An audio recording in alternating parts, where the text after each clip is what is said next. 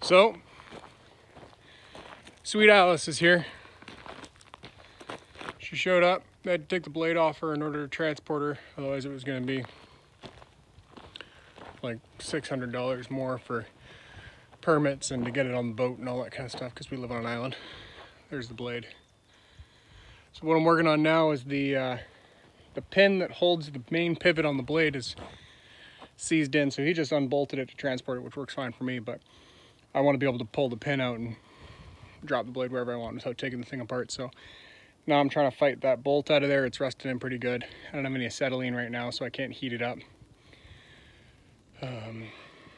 So I'm just trying brute force and ignorance.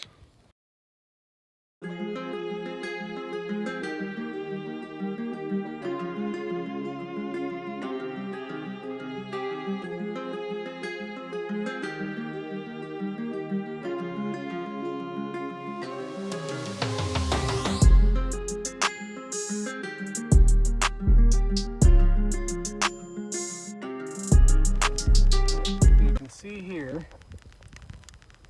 we got that bolt drilled right out, but this and this are rusted together. So in order, this bolts to the front of the bulldozer. This big nut here, sorry, it's all super bright. I'm not sure if you can see this. This nut bolts to the front of the bulldozer. This plate sits on the big C-bar in front of the bulldozer, and then normally this pin, you take this bolt out, drop this collar off, this whole pin slides out, and then you can remove the whole blade from the front of the machine.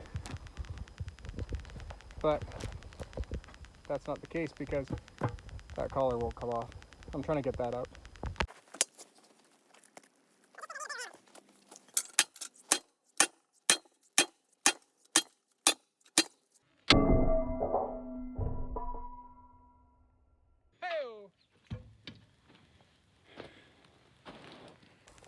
So this pin,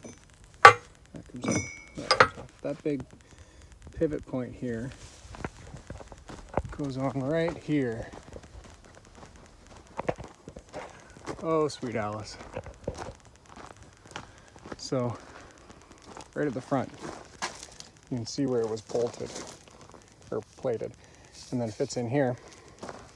And then the nut sits on the back of this plate. And that's the big pivot for the blade to pivot it like this and like this. And then these bolts or pins just pin in on either side.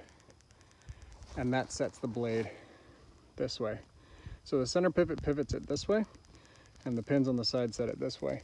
And you can just adjust where these bars sit based off of this pin right here. You pull that pin out, slide it in, this pin comes out, this goes in, and that changes the angle of the blade, like so.